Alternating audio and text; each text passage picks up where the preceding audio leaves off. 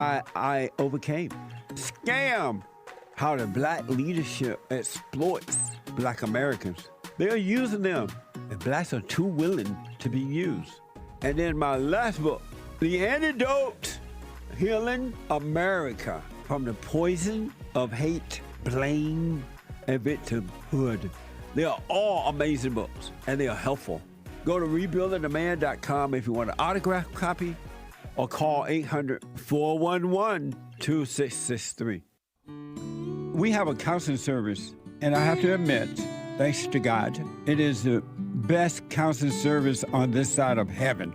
I counsel with men and women, families, individuals around the world. Most people are unhappy, they're miserable, they have rough lives, they're depressed, suicidal, young and old, of all races. I understand, I know why, and I do understand it. Because exactly what's happening in me is happening with everybody outside of me, inside of them. And I've noticed that with those who really want to understand, they will become it just like that, out of one counseling session.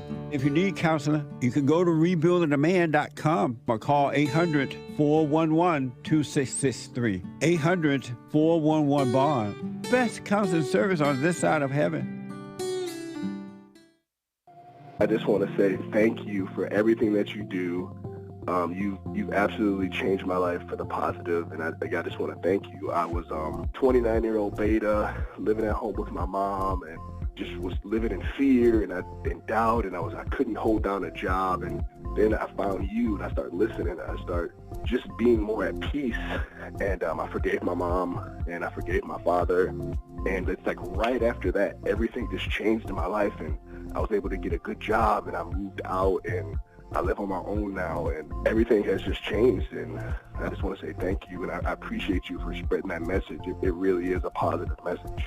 Amazing. That's good, man. I want people to know God loves us in ways that there are no words to express, because you have nothing to compare it to, right? Stay with the silent prayer. You haven't seen anything yet.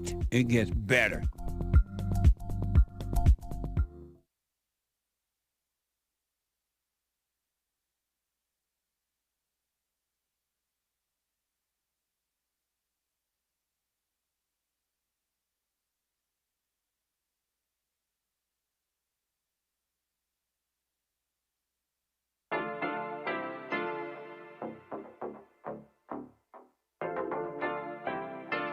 Isn't he Mexican? Colombian. He calls himself American. What is this? Anchor Baby.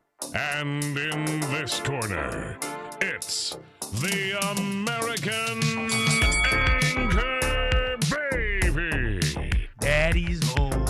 That's an offensive term. People find that hurtful. You mean it's not politically correct? Excuse me. I'll use the word anchor baby. You know, he's an anchor baby in Canada. Tell him we still running with Trump, too. Anchor baby, the whole thing sounds horrific. You're just making it sound like immigrants are these horrific, greedy people. Ustedes pueden aceptar mi negocio o aceptar las consecuencias. Plata o plomo. So you would be considered white, in my opinion. You the blackest one in this room, I think so. And what happened was his mama got pregnant on the other side of the border, and then a few hours before, just before it was time for him to pop out, she jumped across the border and let him fall on American soil. So he became the anchor baby. You don't call him the anchor baby for nothing. Amazing. We like this anchor baby, right?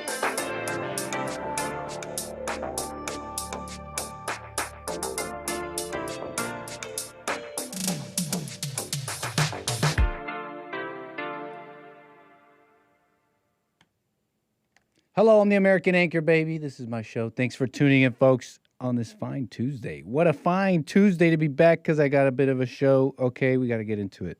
I got all this stuff for you, and we got to get into it. How are we going to get to all of it? And now we got this guy over there in England. Where is it again? London? Henry Nowak. I'm going to briefly get into that. And I had gone into this before. I covered it before, and the body cam footage just came out. So we got to deal with this. And there's so many things to get into. And I appreciate you tuning in on this fine Tuesday. Okay, so a little bit of manners, a little bit of decorum before we begin, okay? Let me say hello to the folks who are here watching rumble.com/AmericanAnchorBaby, punchy.tv/AnchorBaby, and all the people here on YouTube. Thank you. Dancing it up in the chat. Okay, amazing. Thank you, Golden Rule. No diggity. We got Confederates, Canada. We got hyenas. We got doctors in the chat, and I do appreciate it. Tactical people, united people, people that are LARPing. My cousin, how you doing, cuz? Welcome to the show. And if you got something on your mind, something you want to speak on, a burning question, big topic, it's all yours. 888-775-3773. And you can queue up. Nick, why do you look emo? What? Am I rocking it? Is this emo? Is emo Nick back? I was never emo. My hair's too curly. I could never truly be emo.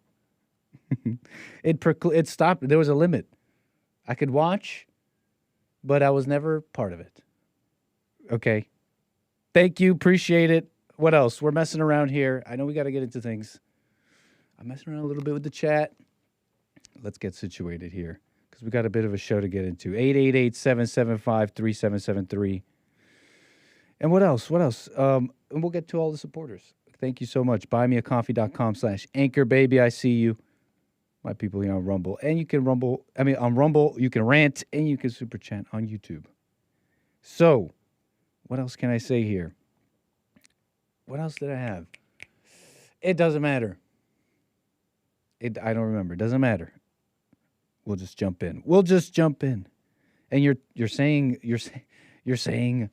countries in the chat. You're spamming the name of a country, Nicaragua. I have no clue why. It is as a nation in Latin America. Okay, I think a fine nation in Latin America. All right, enough. We're enough messing around. Okay, because actually enough messing around. I'm looking at my packet and remembering the first story. Okay, it's not a very nice one. But we'll kick it off with this one because I covered it recently. And it's everywhere. And I got something, with the body cam footage and all that. There's maybe some interesting things to say how the public is seeing the story, how the father of the Henry Nowak sees the story, and how they're talking about totally different things, and everyone really is in their own world. And so I'll try and paint this picture for you, express some of the things I saw. But, the facts are that Henry Nowak, and you may have heard of him, I brought it up recently. Henry Nowak, we'll just jump in cold. Apologies, hold on. We'll just jump in. Call it a cold open. Henry Nowak, 18-year-old, British first-year student, University of Southampton, murdered in a stabbing as Wikipedia is calling it, murdered, the murder of Henry Nowak, in a stabbing, Southampton, England. This happened December 2025. The story has gone viral in the past few weeks with Elon Musk and others. I don't know what it is, but some details had come out. And it was going everywhere. No footage, no body cam. And there was a bunch of calls for body cam footage due to the details of this stabbing. It's this 18-year-old student who found himself in a conflict with another individual, a British Sikh man, Vikram Digwa. This conflict ended with Henry Nowak's death. I'm keeping some of the details vague because we got to get into it. So the conflict, I'll tell you that in a moment. But this conflict that started between them, and it ended up being reported he's running away. When the public jumps into the story, when the police and the public get into it, he's running away from the scene, claiming he was stabbed. Nowak was walking home after a night out with friends. These are according to the established facts BBC, Wikipedia. He's walking home out with friends. Drink. He had been drinking a little bit. They say below the drink drive limit. There was no prior connection between him and Vikram Digwa. Digwa chased Nowak, stabbed him, cut him 5 times, including a fatal chest wound. As he tried to flee, he was cut on the back of his legs, showing wounds that you can only have if you were fleeing. And he ends up climbing over a fence, causing a ruckus, calling out for help when the residents of that home he was around come out and call the cops. Digwa, the Sikh man, was found with a phone and footage on the phone that was taken by him, filming the fleeing Henry Nowak. He called his parents. Family came quickly. His mother, Kiran Kaur, later hid the knife that he used to stab Henry.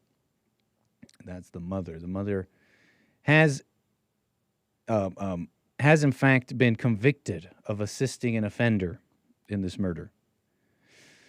When police arrived, Digwa claimed he had been racially abused, saying that his turban was knocked off and he was injured, portraying himself as a victim and in a defensive situation.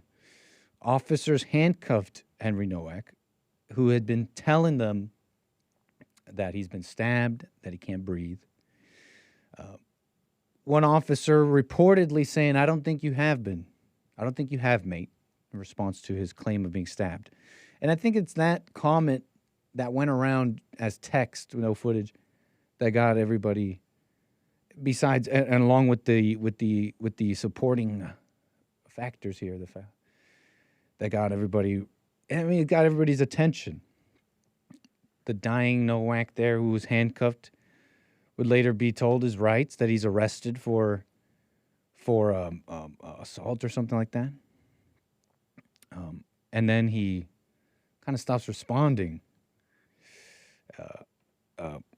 Digwa was convicted of murder, sentenced to life with a minimum of 21 years. The mother convicted of assisting an offender, and etc. So those are some of the facts of what happened. Some of the established facts, okay? And I was telling you about some of those details. And everybody was, I guess, incensed by this because of the notion that the cops, for example, maybe saw only a racist person or someone who was racially abusing and only saw a victim, only saw a criminal, right, when he was like stabbed. Many saw this as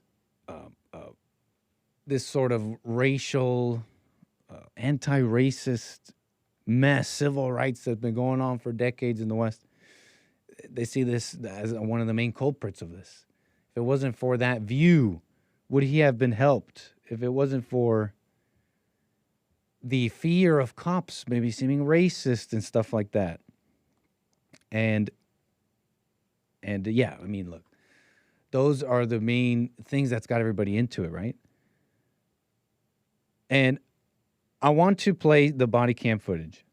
I was mulling it over if I really wanted to, and it's not. I don't really like going through like major violence.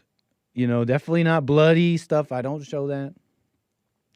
But as such a big story, it's kind of in the public interest. I mean, I guess we're not in England, but it is a story like that's even viral over here. And a lot of people they're like, man, these cops, for example, these cops killed him. They killed him and only saw a racist.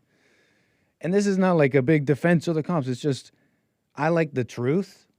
I like the truth. And I think if you see it for yourself, you'll see that you'll see that some factors were there besides just, and I'm not denying that this wasn't there, besides some sort of racial thing playing in your head, whether it's fear to be racist or the assumption that racial abuse is a far worse crime or a more believable crime of a young white. You're seeing maybe a hooligan. And you got to understand when you see this footage, it's still disturbing. There's no blood. It's distressing, maybe to some. I mean, I'm not really distressed like that. I mean, I don't know. I'm not trying to be all spiritual, but you got to be in and out of it, right? But it is distressing. So, I mean, just be warned. I mean, I was mulling it over. I do want to play it. I'm going to play it. There's no blood. But again, it's distressing footage. I'm letting you know that. I mean, come on. And you'll see how he says, "I can't breathe" multiple times, and people are making this like a comparison to George Floyd. There are those that are mad, like they didn't care about George Floyd.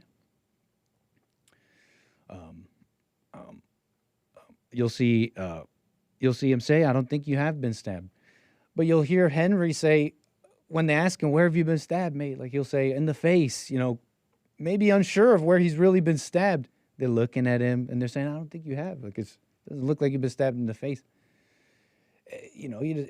I've never been stabbed, but you hear that it's not something you really know and where you feel. It just feels like a punch or a slap. It's only later you realize, you're leaking blood. So I know it's gruesome, and I don't mean to be so detailed, but we're going to try and move on a little faster. I'm not trying to be all, like, gruesome with this. But, okay, you can understand maybe that it really was, what's it called, a hard-to-deal-with situation. They are reporting, at least according to post-mortem and sentencing remarks by Judge William Moosley, that the fatal chest wound, the deep stab, about 8 centimeters, major vein, lung damage. Okay, no need for the details, but they're saying they're saying pathologists confirmed it was unsurvivable. Even immediate expert medical intervention could not have saved him. 2 deep stab wounds to the upper legs, like he was running away. Anyways, so that's some of the details. Now what else? There was the details about it was like 3 female officers or something like that. And people were like, see, it's like women officers. They just saw a racist white kid. They let him die. I think this footage will clear all that up. In fact, I think you see the women, at least the one female officer there, ask when he keeps saying, "I've been stabbed." There's some it seems like maybe some what's the word, doubt is expressed maybe at some point, and the female officer is the one who said, "Well, we have to check." So enough of the. Any takes will come after. Let's just do this fast. I have decided, though, I do want to play this. So let's watch this together. This is. There is one F word. I apologize. Again, this is distressing. It may be distressing for some, and so I'm just letting you know that, right?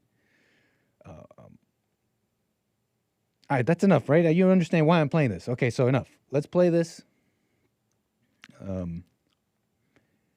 This is the body cam footage as it's been released. Okay, played on GB News, etc. As the places I've seen it. Main news too. They all kind of felt the same way. It's in the public interest. All right, folks.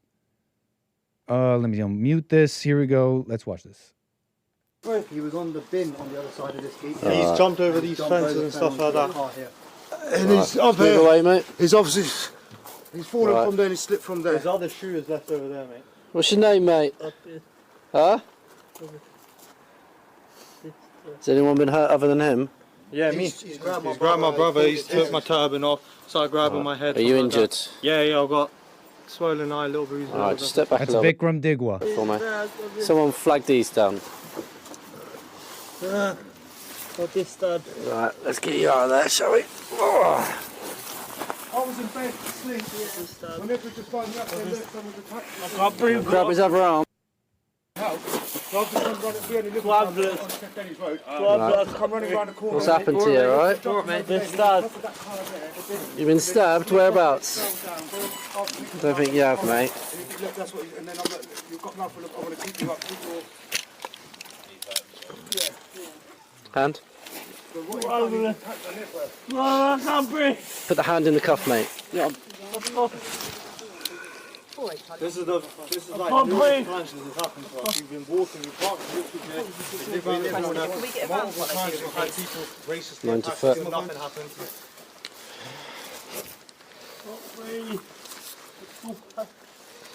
He's saying he's been stabbed, so Where let's is it just you check think him. you've been stabbed? In the face? Oh no, but we have to check, don't we? Right. In the face? Just get these back off, get their details on that, and I'll keep hold of him. Should we... Right, keep you on your side, mate. You better retrieve then. So go. Saying to him, I'm keeping him on his side. We were sat up when we had him here, but he didn't like it. What's your name, mate? At the moment you are under arrest, and that's for assault, so you do not have to say anything, may harm in defence if you do not mention when questioned. It's up to which you later rely in court. Anything you do say may be given in evidence, alright? It's going to be sick, I think.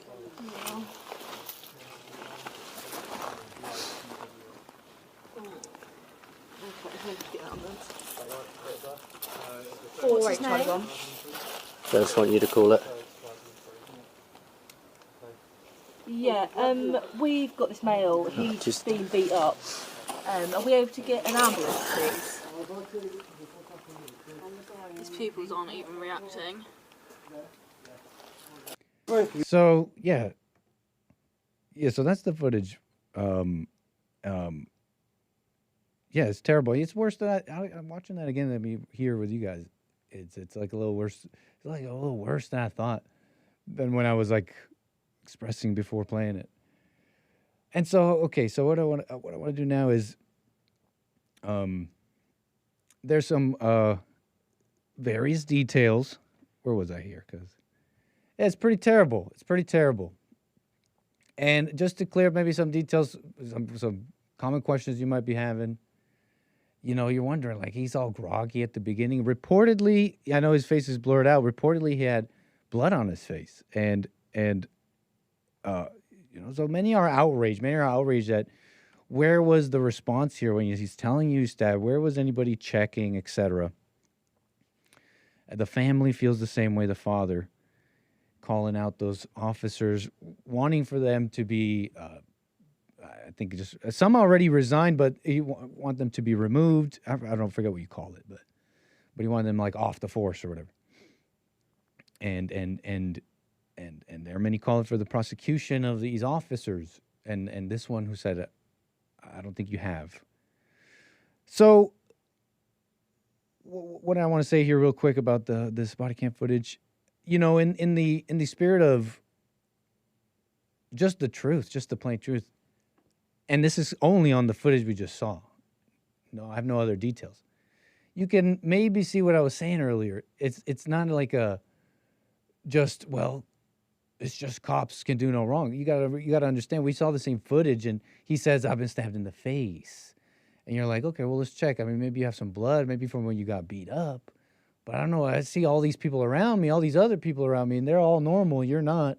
And they're telling me you're the problem. So I don't know, man. We'll figure it out. You understand what I'm saying here? I'm not saying there's no criminal action, or I just don't know. Okay, folks. Like maybe this cop is supposed to did something wrong, criminally liable even. But on the knee-jerk reactions, you know, we're watching this together, and this is in the spirit of just calling it what it is. You know, it may have been a very just difficult situation, and like the medical examination said, it seemed to be, at least according to them, unsurvivable, even with immediate attention. Which brings us like to scrutinize the Digwa family here. Really, it's not even just him. It's insane how like the whole family is involved. The father, you know, allegedly is here and like supporting him. And I say alleged because I read that, and I'm connecting it with what sounds like Digwa in this footage saying, Dad, you know, F this, Dad, it's always an issue, like he's the victim. And, you know, you hear him tell the officer, yeah, no, he grabbed my what is it, turban or whatever. You know, he took my turban off, my eyes swollen. Are you injured? I'm swollen. This whole time, Vikram, the family, the mother who went to go hide the knife, they didn't tell the officers there's Henry's been stabbed. He's dying. It was all to cover their own tracks. It's insane. And allegedly, Henry was going around, and I'm getting this from the reports that he was going around with his phone filming some Snapchat videos. And apparently what started off the conflict is he's walking down the street, he sees Digwa with his turban and his knife, a ceremonial knife. And he says, oh, that's a bad man or something like that. Calls him a bad man of sorts. The courts, I'm getting this from the courts. I wasn't there and we didn't see, there's no footage in the courts, but you can read about it, how they played this footage and they quote Digwa in the film, in the video that Henry took as saying, I am the bad man. And this conflict started. You know, there's many who want to say Henry's no innocent person. He was calling him a bad man, trying to call Sikhs bad men. Like Chud the Builder going around saying the N-word, or et cetera, et cetera. Even if he was saying, hey, you dirty turd, like, you know, calling it out, it doesn't justify all this, okay? And everybody knows this. All right, let's finish this up, because the other part, and then we'll get to calls, is the father responding. So, okay, you understand the public, their anger over this, how it's even beyond Henry.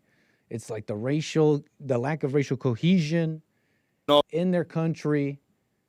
It brings up thoughts of immigration. It brings up many things, right, in the minds of the public. What the cops were thinking, etc. It's interesting to maybe contrast this with the father, who, has his thoughts about the police, but why this happened and the solution and what he is saying should change is pretty interesting and almost at odds with the public. And it shows how, you know, the public, and I'm not even making a moral judgment here, just for better or for worse, it's not really about Henry anymore. And maybe the father doesn't understand that. So I'm not going to play this whole 8-minute thing of him responding to this. I thought he was rather composed and quite a gentleman. Maybe a generation gone. I don't know. I thought he was quite classy. And he was speaking, I'll try and skip this a little bit, but he was just speaking about the cops. You know, they failed him. They absolutely failed him. But when the murder investigation came in, they were great. They did an amazing job. He says something like, I want to be clear. The only person I blame for this is Vikram Digwa, the one who stabbed Henry. He was saying stuff about how much they love him. I believe that's his sister and mother right here. And other things. That's what these first 6 minutes are. You know, he really does add some details about how the officers may have treated him, etc. But we kind of already went through it. I wanted to skip to kind of the end here, where he says what must change and what this is and what this isn't about. So let me just play that for you. Henry Nowak's father, outside the court after killer sentenced to 21 years in jail. The moment where the Henry-shaped hole in our family is filled, we will carry this grief every single day for the rest of our lives. But today matters. Today, Henry was believed. The truth has been recognized. Today, justice, in the eyes of the law, has been served. But justice alone is not enough. We want to use Henry's heartbreaking story to make change for the better. We do not want his death to be used to create further division, hatred, or tension. We want his story to make our streets safer for everyone. That is why we are calling on the government to treat knife crime as the national emergency that it is. We need real solutions. We need investment in prevention. We need stronger action on the sale the ownership and carrying of all knives. And as this case so painfully demonstrates, we need common sense applied to our laws. This doesn't mean knee-jerk reactions. This doesn't mean going to extremes. It just means a common sense approach to law and order. As the case C for the prosecution summed up in court, this is not a case about Sikhism. This is not a case about racism. This is a case about murder. People should not be able to walk openly through the streets of Britain carrying a 21-centimetre blade. As a family, we will not let this go. No other family should experience the heartbreak and horror of losing a child to knife crime. Finally, I want... Oh, yeah, that's it pretty much on that. So, you know, I found this very interesting because he's talking about knife crime and how that's the problem. It's not about Sikhism. It's not about racism. I'm seeing you in the comments, some of you in the comments already. I mean, that this guy's a coward or whatever. You got to be talking about the invasion. And there are, how do I approach this? Because it's like there's a little bit of this and that. This situation with Henry is not, the truth is, he's saying we need the solutions or something like that. I forgot what he said. But the truth is, there is no solution to an individual, to your in your individual life and the individual moments that happen. And the many things that can happen in the future that you don't know. The confrontations that may come up. There's no safety net. Everybody knows cops don't show up right away. I mean, like, even if they did show up fast, I mean, even when they used to show up fast, everybody would say, I mean, you have to be able to defend yourself until they do arrive, et cetera, et cetera. The truth is, there is no solution, and understand what I'm saying here, to a confrontation that may happen in the future, besides being prepared, being ready to defend yourself, being aware, etc. And in that sense, it isn't about racism, the invasion. None of that has to do with this situation with Henry and Vikram, because that's what that situation had to do with.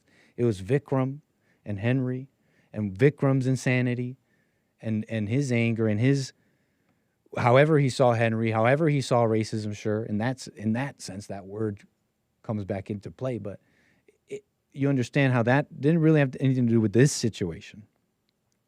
But the father, as much as he says it's not about Sikhism, it's not about the racism, it's not about anything else, it's about knife crime, he says. That's where what he says and what he thinks doesn't matter. It doesn't matter to the public. It doesn't matter why this story is viral, why this story is on the minds of the English and beyond, in America, etc.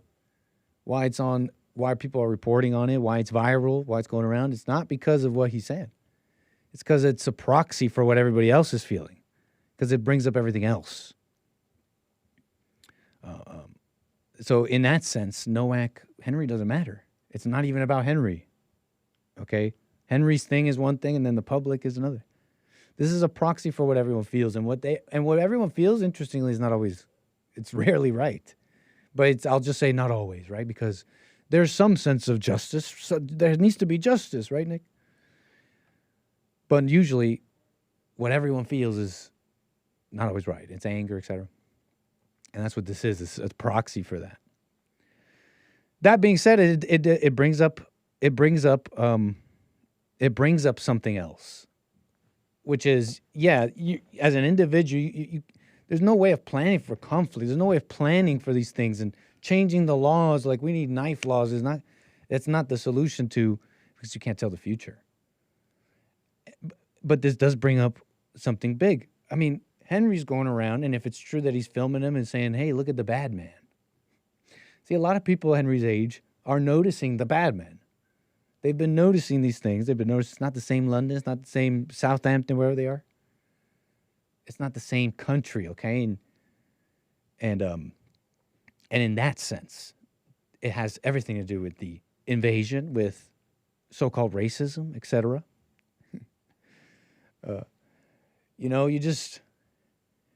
It's a different kind of person who takes an insult and it's like, you know what, I will stab you. I will stab you and kill you over it. And my family will hide the knife, and we will protect ourselves, etc., etc. So those are the things I was thinking about, this whole thing, the Sikh thing, etc. Some of the details that... Yeah, whatever, that's the story for you, okay? That's the story. And I want to get to calls. It's just, you know, this all is, interestingly enough, there's even news on Carmelo. You remember Carmelo Anthony? Kind of a situation happened in Texas. Stabbed at Austin Metcalf. You might remember they had some confrontation. I don't think this footage has ever been released, has it? Where's the body? Where's the footage? Because there's cameras on the campus. Allegedly, there was some event or game or maybe nothing. I forget some of the details, but this individual, Carmelo Anthony, was at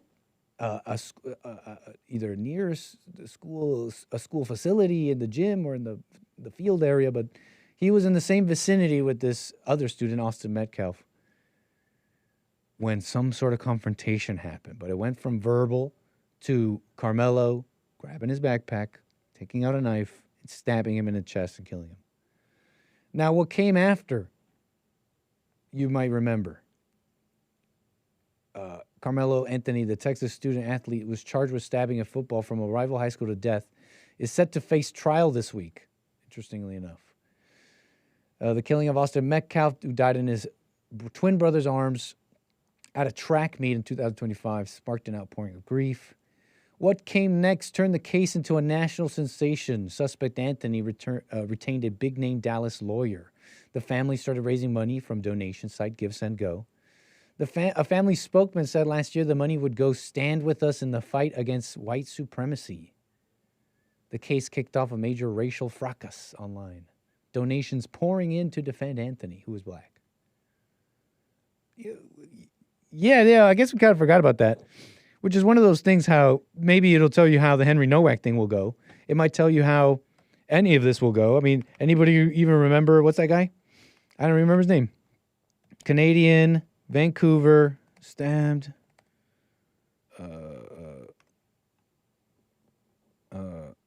Paul Schmidt. All the countries have had their Henry Nowak. They had the Paul Schmidt in Canada. Austin Metcalf. Should tell you how it's going to go. Who's Paul Schmidt, right? Who remembers that?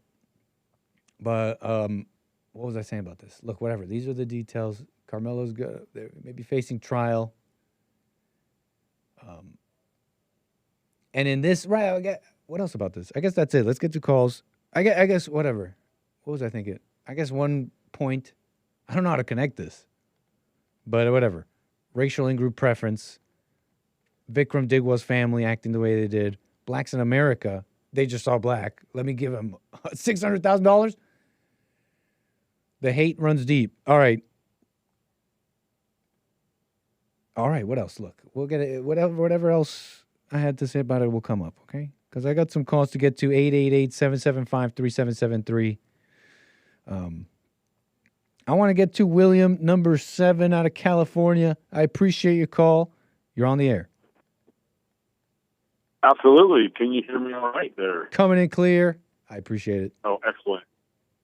So that was quite a video. It sounds like you're just breaking up a tiny bit, sir. You just started. I am. I know. I think you're back though now. I think you're back now. I am trying to find a place to park. You're set. I think we're set. Thanks for the patience. All right. So I am trying to. I wanted to comment on the video you shared. Yeah. Henry Nowak thing? Is that the Sikh guy that got stabbed and they're wanting to, they're saying the cops were in the wrong? No, it was an English young man, who was stabbed by the Sikh guy. By a Sikh person? Right. Oh, okay. Yeah, the Sikh one was the one doing the stabbing. So the guy that was on the ground... was Henry Nowak, 18-year-old white British young man. Okay. And, okay. And so was that? So there's a lot of questions I'm going to ask, and Please. we may or may not be able to get the answers. But so this guy was at this Sikh guy's house, and I noticed it was nighttime. It was late. No, that was not the Sikh guy's house. That was, in fact, an uninvolved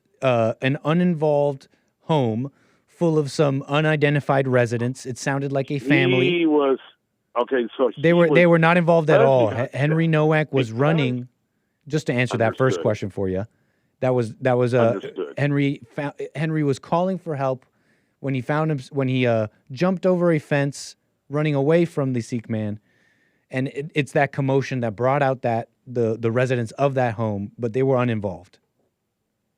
Okay, that makes sense. Dude. He did get stabbed. I know I got stabbed, but I had no weapon. That means someone's trying to kill me. Regardless of Say that again for us. You just broke up a tiny bit. Repeat that last part. Oh, what I'm saying is that if that's the case, that's understandable. Had I got stabbed somewhere at night, and you're not in a vehicle, you're on the way defending yourself, I guess I'd be running and trying to get to a resident that where they could call the cops and I guess the ambulance. So I was hoping it would just clear up. I was really hoping it would just clear up, but all of that was fuzzy. Okay, Nick, I'll talk to you another time. Sorry, Will. Call me again, man. Yeah, all that last sentence was. You guys all heard that. William has sometimes funny signal, but we appreciate his call. Call me again, William, number 3. We got you on the air out of California, sir.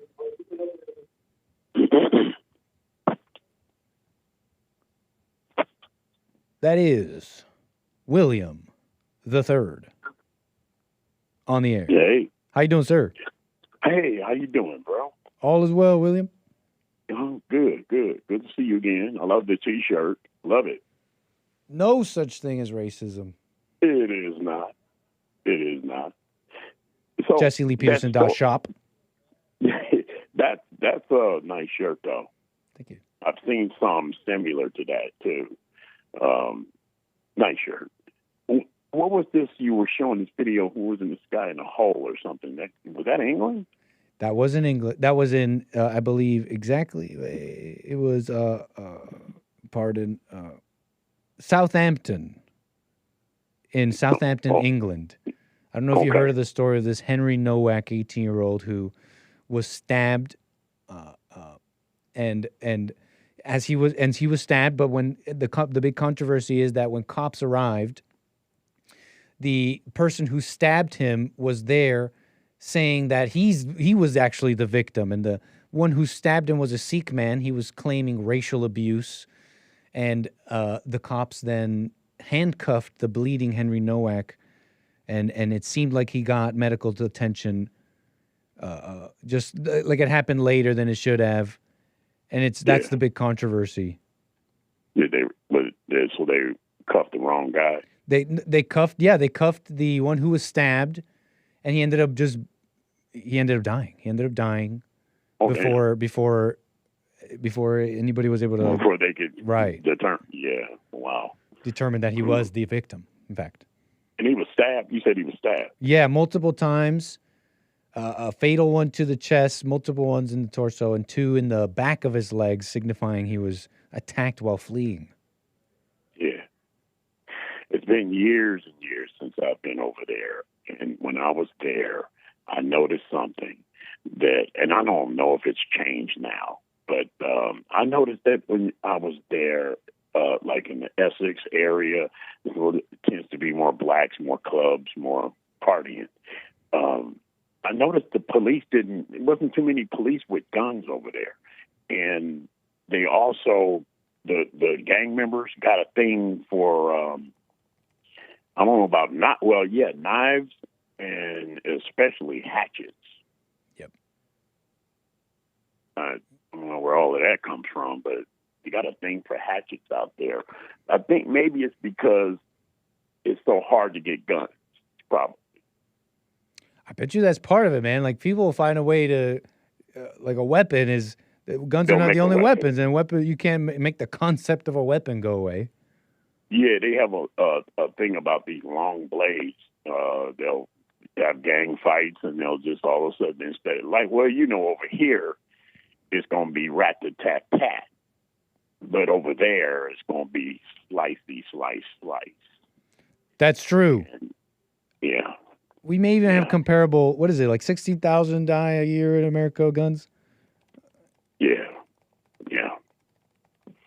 And then they got a high death rate with hatchets. People getting cut up, pretty bad. I don't know if you know the kind of damage you can do with a hatchet. I mean, it's horrific. And you don't even know it's happened until it's too late. It can chop a limb off. They use those things for cutting fruit and bushes and stuff, and pretty devastating. But I noticed they don't have guns over there. The police, I didn't notice a lot of police had guns. That's I don't know if that's. I've heard that too. I've heard about friends who go visit, and I've heard that too. That some officers don't like some officers. I don't know exactly where because when I look it up, there are officers are allowed to have guns. At least in Southampton, England. At least in Southampton, England, where this happened. Yeah, I noticed that there were some, but most were unarmed. Right.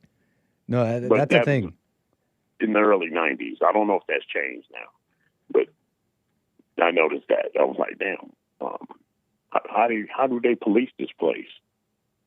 That's the big meme on England. It's like it's one of those examples to the world that's like, well, here's a society that tried banning it all. It's like, let's ban guns, knives. They even tried. Remember when they were like using vans to slam into people? They were like, we got to ban those too now. And yet they have, a nasty knife crimes, as you're familiar, where, it's like, I'm not trying to be too exaggerated, but, I'm trying to express how, like, walking down the street is not safe. So it's enough to be not safe. So, yeah. Right. So I mean, it's one of those examples. We try banning everything, but it didn't work. But go ahead.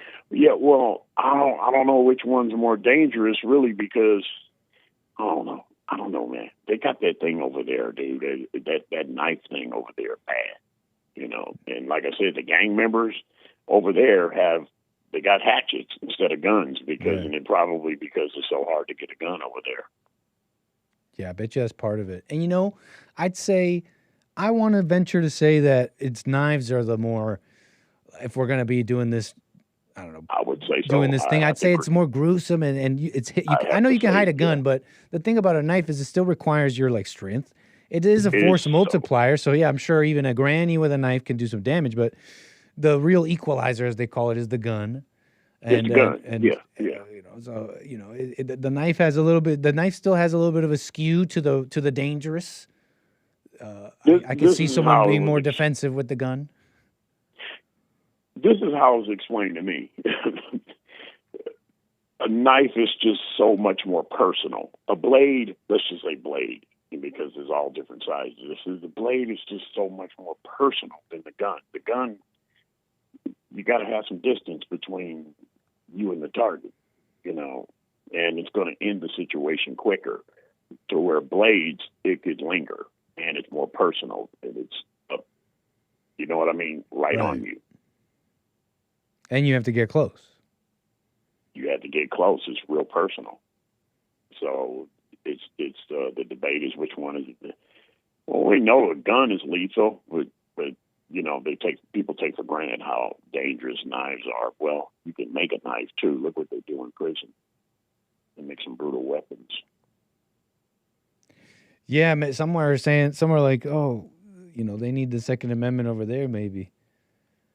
But it's one of those things. I don't know. I think you need it's got to be like when I think of early, and I wasn't there, but when I think about the earlier Americans, and they had a more civic mind, and the guns thing was more of a clear thing to them. I don't know if you need if it's just guns or you need that too. You need kind of like a responsible populace. I don't know. It's a saying. America was built on the gun, the gun. Gunpowder, the gun was the equalizer. where other countries don't really have it like Americans do when it comes to firearms. You know, this is the most armed country in the world. Mm-hmm. I mean, to where, go ahead. You know, say for instance, when the Japanese attacked Pearl Harbor, Pearl Harbor was not a state at that time; it was a territory. They were like, "Shall we continue and invade California, the West Coast, to Washington to California?" And the Japanese were like, "Hey, we before we even get to attacking any of these bases, we have to remind each other that America is well armed. Their citizens will fight pretty hard because they're well armed. This is the most armed country in the world." Yeah. What is it? All political power grows out of the barrel of a gun. But I mean, correct. I'm being a little. I want to be a little careful though. That is you Mao gotta, Zedong. I don't know if that's just pure communism. It's the right direction. It's the right direction. Mao Zedong did say that, but I think Napoleon said something like all nations were started off by the crack of a cannon or something like that. Yeah. I mean, like the argument about the Indians being here first and who were here first, and all of that stuff and everything, but the country was not discovered as a country until the Europeans came over. Yes, there were Indians were there first, but the Indians didn't get introduced to gunpowder until they got a hold of some arms to even have a chance to fight. Mm-hmm. And in the end, they could not keep up because just like the South versus the North, and then if there were to be another civil war, I would think the South would win easily, hands down, because they believe in being armed. Ooh, I don't know. Up in California, well, our state, our northern states have gun control, and most of our guns here in California, as you know, most of the guns that are out there doing the most crime are stolen. But the North believes in guns too. It's just not just for the average person. It's just like for the government and those who run things. So they'll still have the missiles. You know, I'm just saying it might be a tougher fight. It might be a tougher fight because shout out. The South. The South will rise again. They believe in the Second Amendment a lot more than we do in California, of course. And a lot of our guns in California that are on the streets are stolen. So therefore, who would run out of ammunition first? I would think it would be the North, because a lot of the illegal guns, you run out of bullets, you got to go buy more. But down there in the South, man, if you go down there, I don't know if you've ever been down there. From childhood, people teach their young teenage boys how to handle a weapon. And all the reloaders are in the South, no? Every time I see the YouTubers the people on YouTube, of course, and they're the ones who reload cartridges. You know, there's like a whole subculture genre of people who reload. They take brass casings, spent brass casings. They source the what's that thing at the initial striker, the initial thing that sets off the rest of the powder. Oh, what do you call it? Not the primer. Oh. Yeah, I think it is the primer. Primer cartridge. Mm-hmm. And they reload the whole thing. And anytime I see those videos, they have they sound like they're from the South. Yeah. So all the reloaders are in the South. So once they run out of the ammo, who's going to be making it all? See, they have legal. But see, they have legal guns. There's a lot more legal gun owners down there than it is up here, easily. So who runs out of bullets first? The illegal gun holder or the legal gun holder? The legal gun holder is going to be able to have his hands on the ammunition easier. Yeah, I don't know. I mean, there's a lot of ammo. It's out there. There's a lot of ammo everywhere. Well, if we're talking 9mm and 22, it's out there. Yeah, I mean, if you want to buy some ammo, depending on what it is, up here where we are, you'll be asked questions. You go down there, no questions. Interesting. So the Japanese kind of knew that America was well armed, and to where countries like when there's an invasion, their military is fighting against us, but not their citizens. But if it's the other way around and you came here, the citizens are armed as well as the military. Here it's different because we got the Second Amendment. So you think they should have the Second Amendment in England as well? Absolutely. They're getting invaded, and these people are allowed, they have a religious exemption, and they're allowed to carry knives because it's part of their religion. And I think the English should say, well, you know, it's my religion, my ancestors, and it's my religion to be armed and defend myself. It's actually a Christian value. Is that the Muslims doing that? Yes. The Sikh carry around a religious dagger, and they're allowed to because of religious exemptions. Oh. So they get to run around with the blades. Right. And then okay, I get it. That's another part. That's another big controversial part of this whole thing. And then you got a lot of cops that are not armed, so it kind of evens the fight a little bit there. Well, yeah, and they should say it's like a religious thing. It's a Christian value to, and part of our English ancestry. That's kind to of be able to defend ourselves. And then we left from over there and said we want a republic over here, and we want a Second Amendment over here. And we're not going to let you have a gun based on religion. You got a gun based on the Second Amendment and being a citizen of the United States. Yeah, I can see the difference. Yeah, when the Brits came, they did have a hard time. You know, it was a brand new country, but they were able to defend themselves. That's pretty awesome. Well, they won, didn't they? That is true.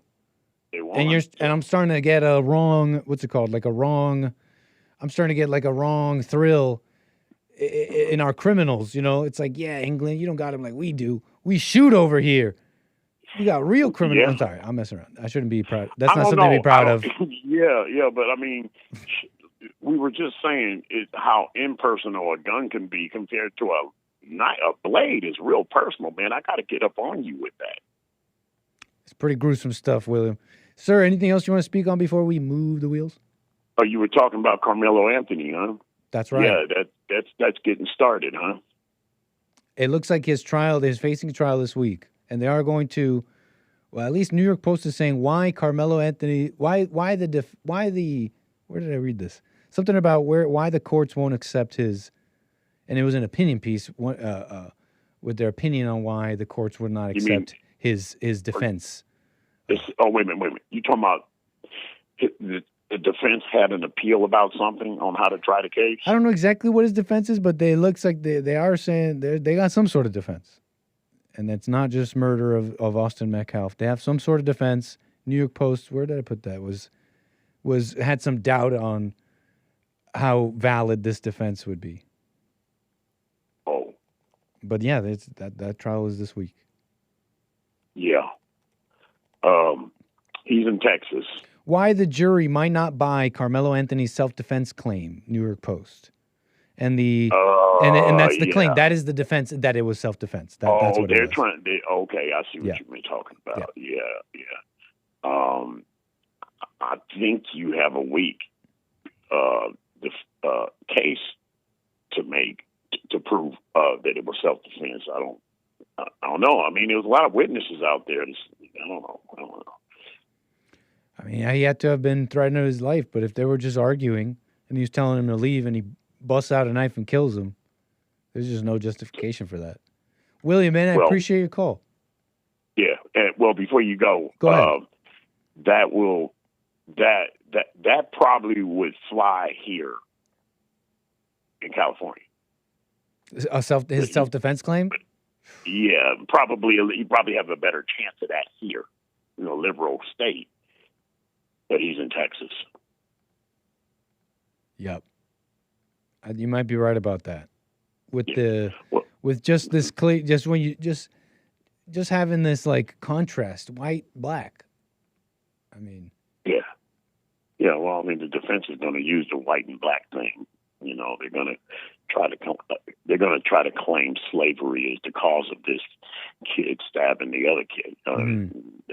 They're trying to bring that to the table. I mean, not so much in the word the way I worded it, but they're leaning towards that. Right. And I'm saying that might fly up here in California. You might have a better chance at that up here in California, but down in Texas, not so much.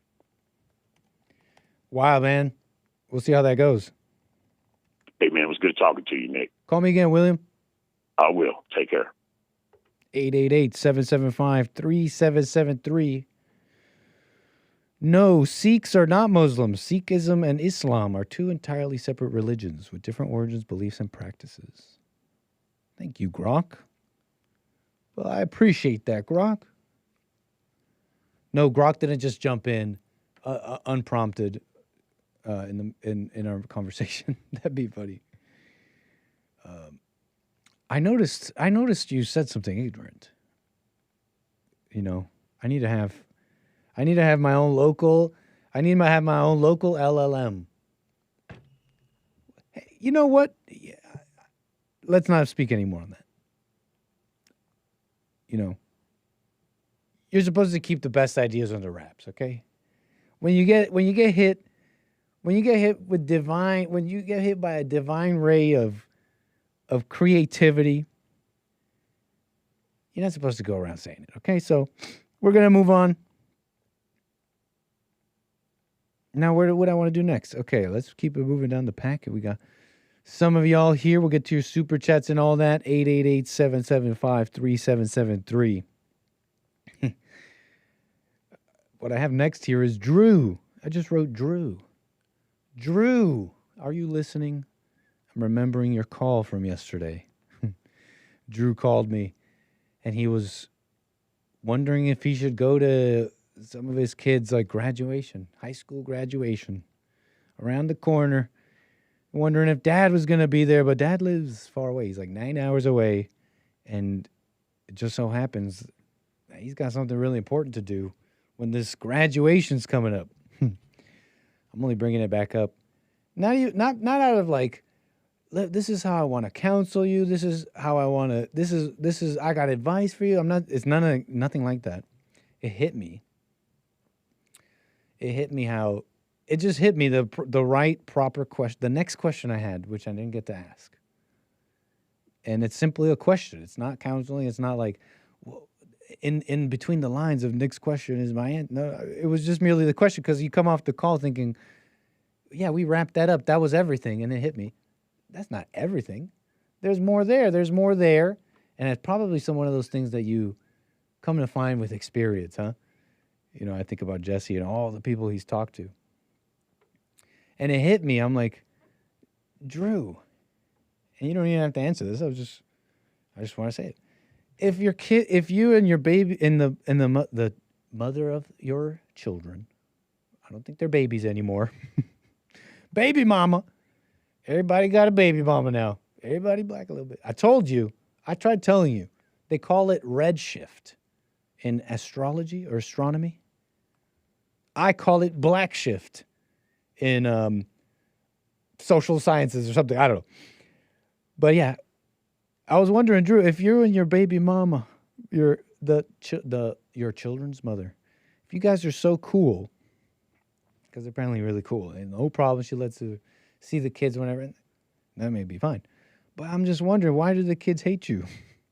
And I don't know if he said hate, but they're starting to feel distant. He feels real distant. He feels really, really distant and other things. And yeah, just wondering. That was the question that came up.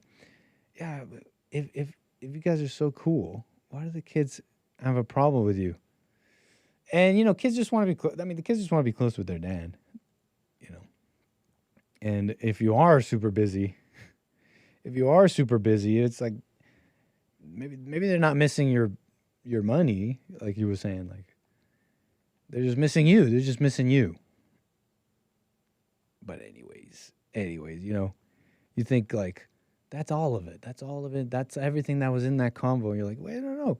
It goes deeper maybe.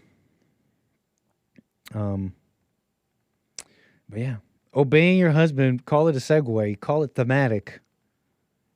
I came across some interesting stuff. A little bit of data. They call it, show them the data. The data's in. They got data. They got all this data. And maybe it's a little bit shocking to you. I don't know about shocking, but surprising. You hear about the traditions that we've lost. You hear about woke, Gen Z, the modern world. And you think, obeying your husband. Now that's a relic of a long gone time, right? That's gone. That's just gone, right? I mean, look, they're saying that according to this survey, proportion of those who agree with the following statement: a wife should always obey her husband. We start with the baby boomers. Respondents of this survey, 13% of male baby boomers agreed versus 6% of female baby boomers agreed with that statement. A wife should always obey her husband. That seems pretty low. 6%? Wait. These are the feminists? I thought this was the relic. I thought y'all were the relics. I mean, you had your problems, but you were better than us, right? Or something. I don't know. I'm kind of just being controversial. Better than us. I mean, look, what happened, right? Like, I thought the feminism came in maybe after. Wait, when's baby boomers? Baby boomers.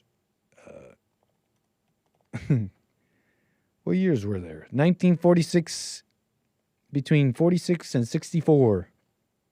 So some of them saw the like civil rights stuff come up. And maybe it was always there, but it became a thing. And Martin Luther King. And so we get to Gen X. 21% of male Gen Xers agree a wife should always obey her husband. 13% of female Gen Xers. And it just goes up. Millennials, 29%. 19% of the females in the millennial generation agree. Now we're getting radical. Something happened with Gen Z, though, because the women actually went down 1%. Okay? And there are 18% of women with the Gen Zs agree with the statement, a woman should always obey her husband. Meanwhile, we're going gangbusters. Gen Z males turning into radicals. And I laugh because that's not really what I see in practice and even statistically. But it's really the women who've gone nuts. They've gone radical. They've gone nuts. Okay, so, I mean, first of all, that was interesting. You might have your own preconceptions about it, but this graph, this data seems to maybe fly in the face of some of your preconceptions.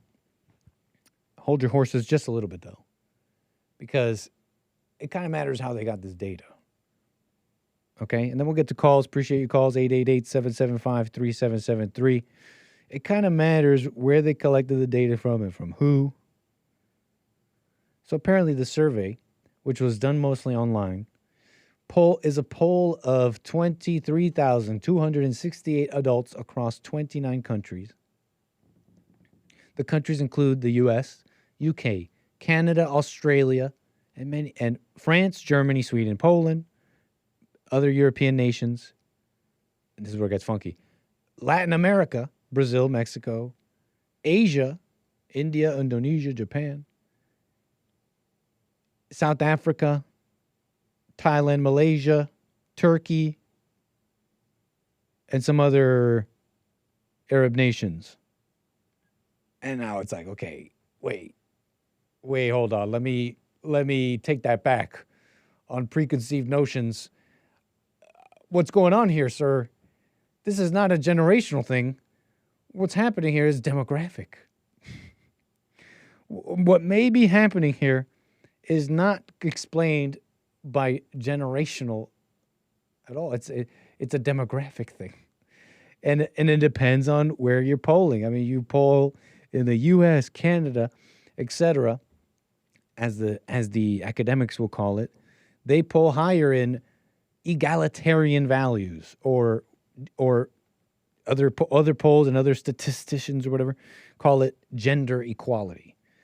There's higher gender equality in all these other countries. But then when you get to the rest of the world, and not all of it, but some parts, you get what they would call gender inequality. Some will say it's barbaric. But you understand, it's a diverse world. Okay? And some of this might be a little skewed. So a little bit of, call it a little bit of maybe a tiny lesson in like scrutinizing stats on what it might mean, because you initially look at this, you're saying this is a difference in generations, but I think there's a difference in demographics that's happening here too. Okay, so upon reading that, I'm like, this is skewed because of all the people that were polled in these nations that think differently, etc. But then I was assuaged looking into the methodology of how they gathered this data. This increase over the generations is still pertinent because they had sample sizes per every large country, US, Japan, India, 500. So that's like 100. It was about 2,000 people polled per large country, 500 in smaller ones. And all the answers were weighted. That is to say, even if it's skewed because of different gender egalitarian thoughts in the other nations, it is pertinent. Here's what I'm saying. This is a global survey. So yeah, the numbers are being pulled up higher by countries where traditional or depends on who you ask, barbaric views on gender roles are more common, like India, right? Indonesia, Turkey, Latin America, the Muslim countries. So yeah, the numbers are being pulled up by them. But the generational rise from boomers to Gen Z it still appears in the data. You understand what I'm saying there? The difference between the generations, as skewed as it may be, is still a recorded interesting thing. So, well, anybody know why? Like, what's up with this trend? I have my own theory. I mean, they're reacting. There's definitely a lot of reacting to women, feminism, the society as it is, the discontent, what you're not getting, the birth rates. I think you got a lot of people maybe rejecting what they saw as like maybe not things that were not traditional, not God. I think they're saying, I think for many, even just average people, a lot of these things went too far.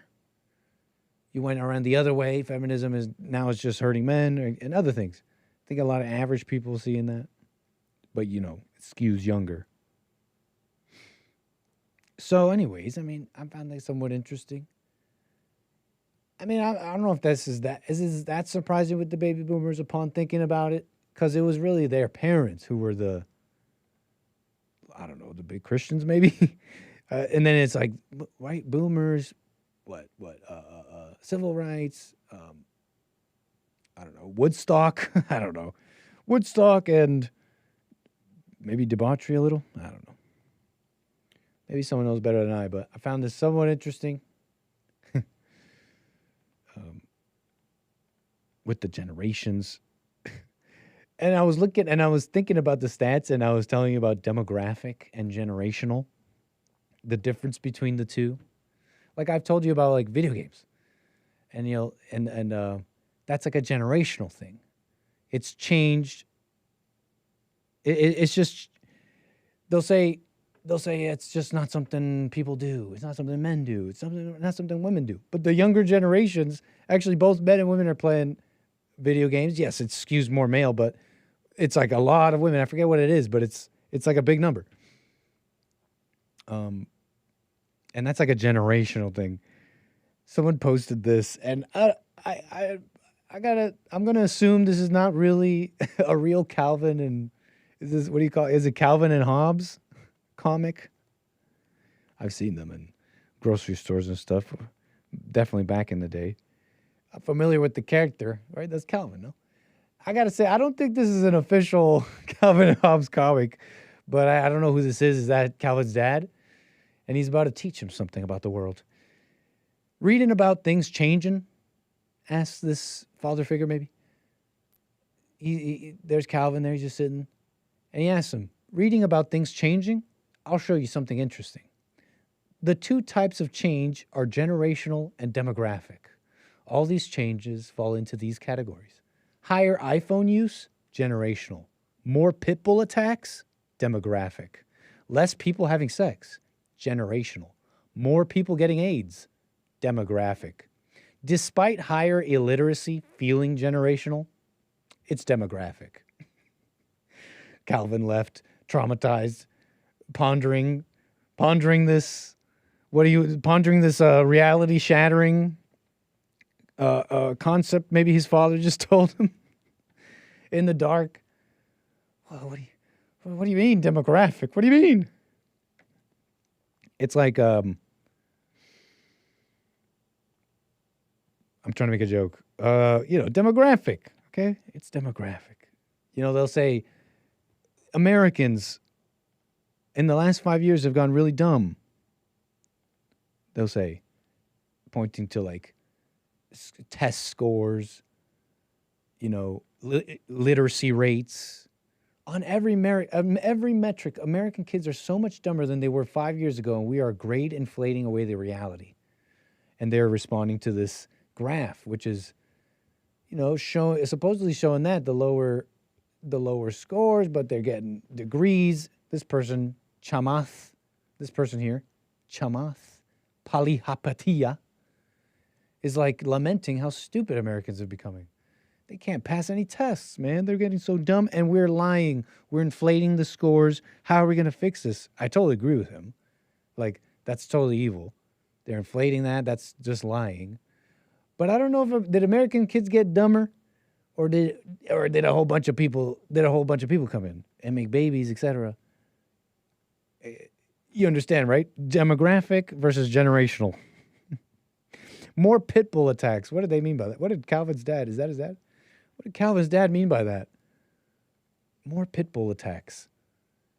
That's demographic.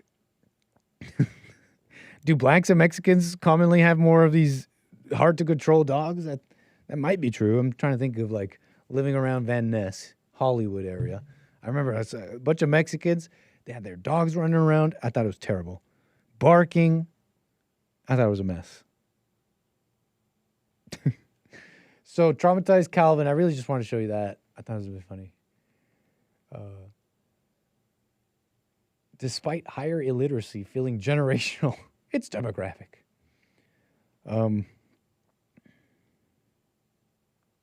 It's funny to me, okay? And I got other things for you. I can't wait. We're going to get to it.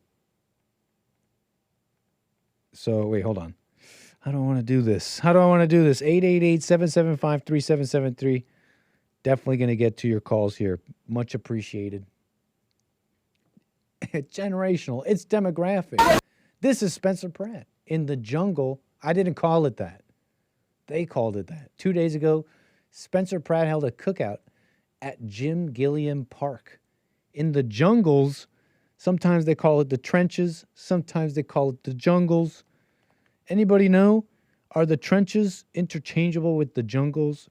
Or is that merely talking about a public park situated amongst the trenches, another name for the hood? Anybody know?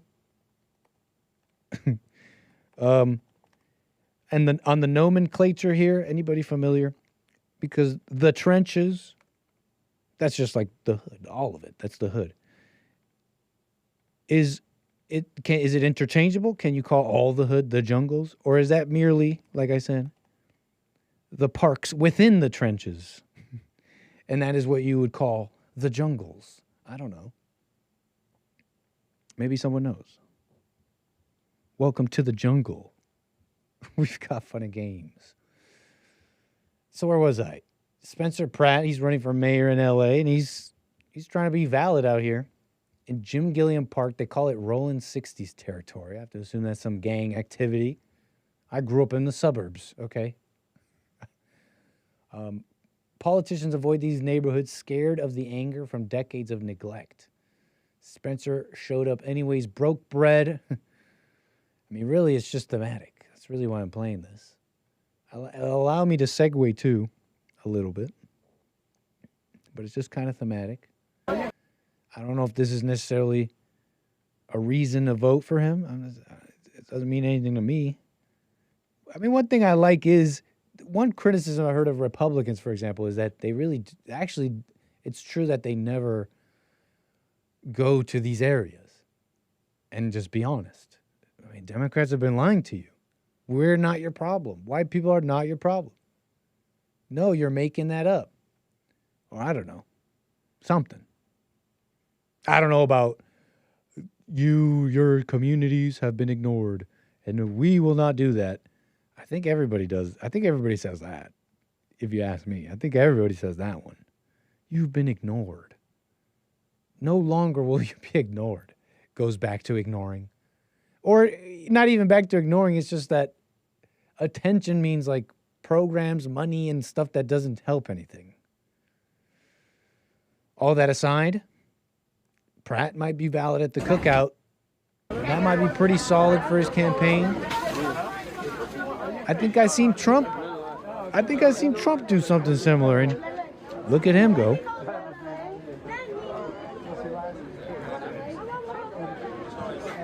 And all these fine people just want to have a conversation with him, okay? I don't see anything wrong here.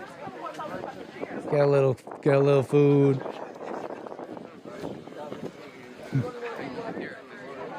Props. He's in the white. Is that a white suit, sir? Spencer Pratt in the white suit? He's really being black today, maybe. He's like, I'm going to Jim Gilliam Park. Like, white people don't really wear white suits, do they? White people white suit.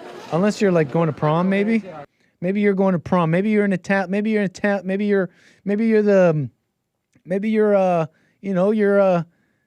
Michael. You're Michael Avaretti. Michael Avaretti is like, yeah, I'm going to prom. White people prom suit. You know, maybe I've seen him wear the white suit then. But why do I think it's a black thing? Have I been propagandized? Spencer Pratt. Rich people do it. Of course. How can I be so dumb? Of course rich people do it. I've seen them do it. KFC guy. Right? Miami Vice. Duh. I'm kicking myself. But I'm going to just say this is his black side. Just for fun. At the cookout. Very cool. I mean, I like it. You know what? You know what, Spencer? I'm going to vote for you. After this, I'm going to go next door. You know what, Spencer? Even just for the thrill of it. Even just for the thrill of it. Like if he beats Karen Bass. Like he actually just beats her. It's just like, just throw a wrench in the whole thing. A grenade in the thing. Watch it blow up. Let's see what happens. Maybe that's a little sick of me. I don't know. Maybe that's a little sick. Maybe that's why Anchor Baby shouldn't vote. Okay, what do we got next? I got more stuff for you here. Okay. And it's, to be honest with you, all kind of silly. But then there's some news after that, which may have some importance. But before all that, we got to get to Ross out of New Jersey. I appreciate you holding, Ross. You're on the air. How you doing today, Nick? All is well, sir. I got a question for you, and Jesse too, I guess. If we're already made in God's image, why is it that we still continue to have children? Because I really don't know. I really don't know, but I was going to tell you something insane, I think. Maybe something somewhat that I maybe have thought about before, but let me be real. Like, I really don't know. Yeah, I think we're just like, there was some source maybe. Maybe we all come from some source. I mean, it's kind of in the scriptures, right? We come from some source, and I don't know if it's biological. I don't know if it's some master, you know, some like, not advanced, what's the word I'm looking for? Like a pure race. I don't know what it is. But whatever this source was, we've just been endlessly splintering. That seems to be... Well, that's because... That seems to be just the natural... And I don't know if that's necessarily bad or good or bad. I'm just saying it seems to be like the natural progression of complexity.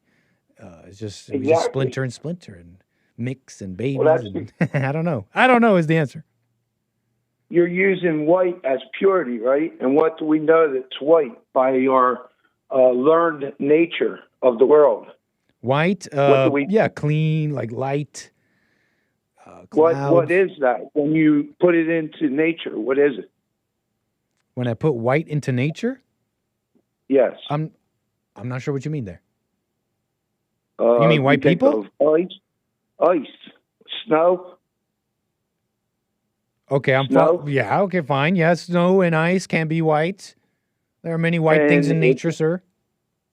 It's very brittle, and Clouds. only with the proper type of heat is it able to melt and give itself away. And transform. Right. It doesn't go away. Create life. It merely changes. Right. But if we start as ice and we end up in the mud puddle, where is it more fun? Freezing under the ice or playing in the mud? That I don't know. I feel like you just lost. It feels like you just I just lost grasp. I know. You know, what you because like who knows what you're saying now? Because it's like the mud is what? The mud is us? Is the mud us like after? Well, we don't know about what it was to be ice. We don't know what that's like. Once we hit the dirt and we start to grow, right? Once we stand up, learn how to walk, and we start growing upright, we put our feet in the dirt and we start to grow. We start to grow back towards the sun, which is our father. And we use the water, which is the moon, which is our mother, because she controls the tide. She gives us the ability to grow towards her or the father, the sun. And that's how we get our intuition. Is there a source? Some of the things you're saying, I'm just wondering if there's a source for that. Because it sounds like something I may have heard, like from like maybe like people close to nature with, and I don't mean this pejoratively, but with like folk beliefs and traditions. I'm even thinking like indigenous people. Like some of this sounds like the mother, the moon. Like, is this coming from somewhere? Yeah, a tradition or a book or something? Ancestors, the stars. They're the ones that end up, at least how I believe it, once you pass, you go to the solar system and you become part of the star you either came from or you make a new one. If we grow up properly, we get put back where we started so we can start again. Think of the stars as God's keyboard, and he hits the stars that want to come to the earth so that you can grow up in a certain type of household or family. And we all want to do better, so we continue to grow. And we, as the children, if you're a child, you grow up being a brother or a sister. Once you hit your more grown-up years and you decide that you're a man enough to become a husband, your whole thing changes, and then you start moving away from your family more and more, and you become a father, and you start the line all over again. I'm just curious if some people are calling you pagan. Is that something you'd call yourself? I don't really know what pagan means. Yeah, me neither. Out of just curiosity of where some of this might come from. I'm a bit of an intellectual, Ross, maybe a lot of it. And when I can't, and it's like for example, like when you read like Jesus' parables and he's talking in that way, and there's definitely a deeper meaning to what he's saying. It's not really about the seed in the soil. He's talking about the spirit and etc. Right? So what I'm getting at is that I'm a bit of an intellectual. So when I lose you a bit, I don't know how helpful it is to me. Maybe I'm lacking spiritual eyes, but when it's pure allegory and pure, I can't place it anywhere where I can respond to you with. I hope you understand that, Ross. I can't even respond to it. I can't. So I need like at least some of these things. I need you to connect it to something real. I don't even know. Did Jesus do that? Maybe when he was reading his parables, he didn't really quite make it plain for people. So maybe it's a me problem. But you got to understand why I have no response. Well, Jesus taught people how to fish, right? Yeah. Teach a, right? Do you know how to fish? No. But every time I've, I don't know what you call it, put the fishing rod in or whatever, which has only been a handful of times in my life, I've caught something. Straight up. Well, then you use the proper bait. When you go into changing your name from a brother to a mother or a father or a sister or a husband or whatever your next word is that you have to move into, you change your face to become that person because you've become a support system instead of a lifter. Like a child's going to lift a mother and father up in happiness first. But because if life's too hard for them and that becomes a burden, they're going to feel like it's a weight that's pulling them down. Now, the grandparent, on the other hand, because he's a grandparent, he's still going to feel great because he's watching his family grow versus the great-grandparent, which is at the top of the ladder in your generation usually, which is watching his whole family grow, which is a great thing for a family if he's following through with what he thinks is the family vine. Stuff to ponder on, Ross. Can you call me again, sir? The only thing you can do is make people think. You can't stay in one generation and think about yourself. You know what I mean?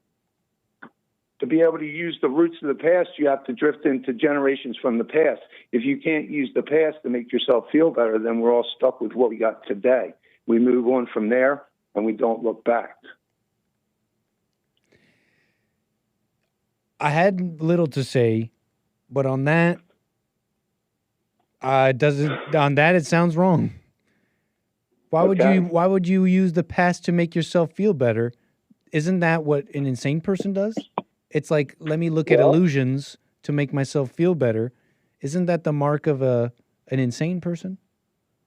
No, it's not. It's what you dream of at night. When you leave the day and you felt you did something wrong, you go home and you pray on it, think about it.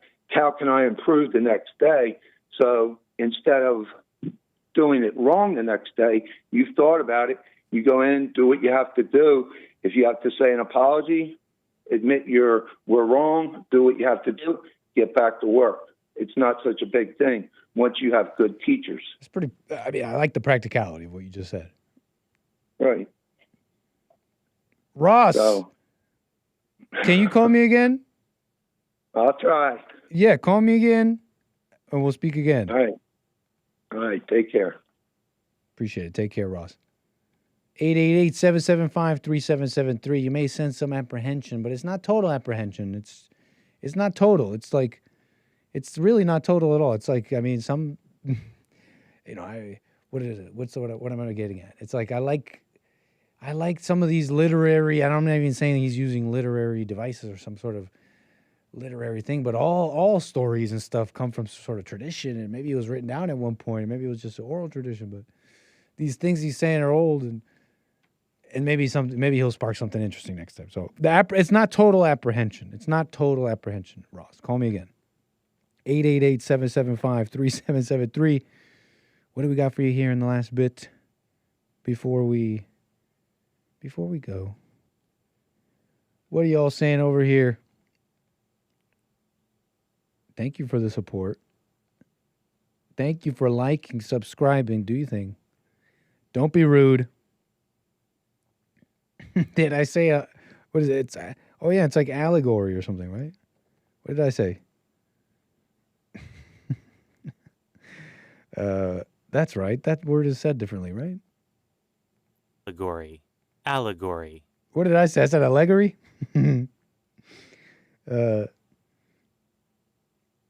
That's funny.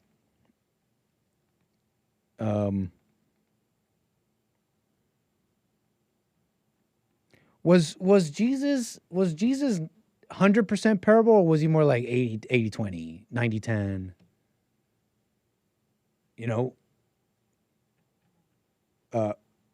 Thoughts, let me know. Because, I mean, I guess I could go through some parables and maybe conclude that, but I'm a little busy. But yeah, what was it? Was it like 100%? Was it like 100% parable? Was it like a little 90-10? Like, hey, Tars, what's your honesty setting? You know, like Interstellar. And it's like 100% honesty. That doesn't really work with people. Lower it down to 90%, not totally honest. It's like, what was Jesus' parable setting? 100%. I want to venture to say it was more like a 90-10, 80-20. You know, not total, like, you know, he still communicated a bit.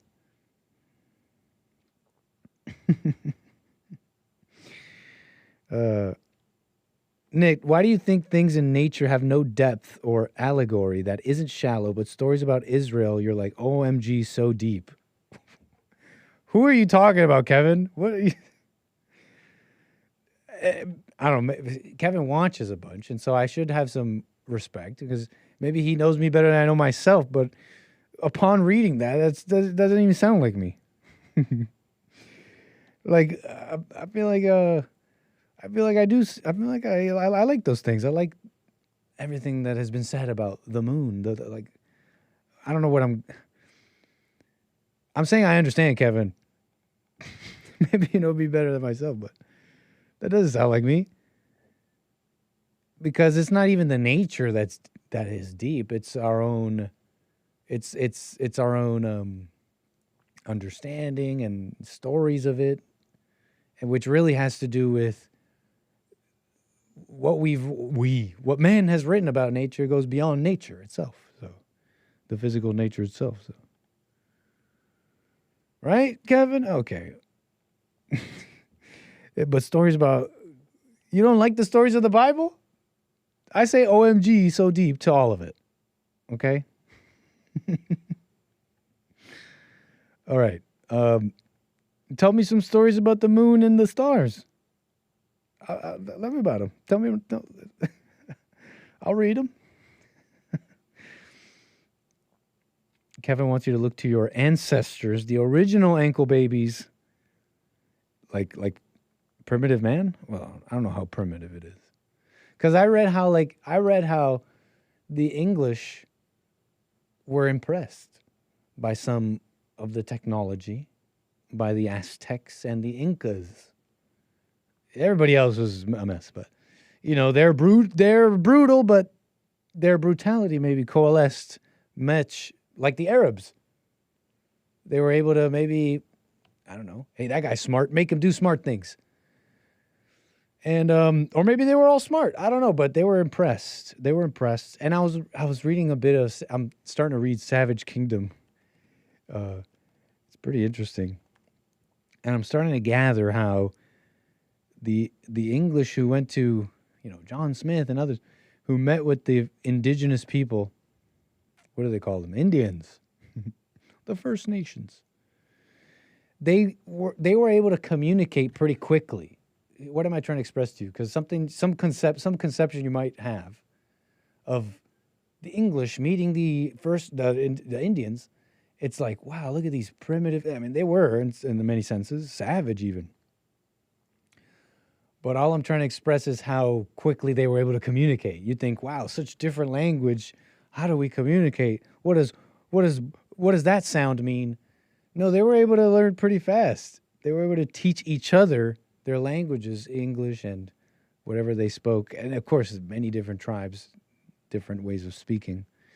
But I'm gathering that they were able to learn pretty quick, which, well, I don't know. All I'm getting at is, I don't know. It's just, I don't know. It's just interesting. It's all it is. It's interesting. Maybe we're biologically closer. We're not like, there's not that big of a chasm in between people's genetics even. I don't know. But yeah, they were able to learn pretty fast. They were able to learn English and like communicate and trade pretty quickly.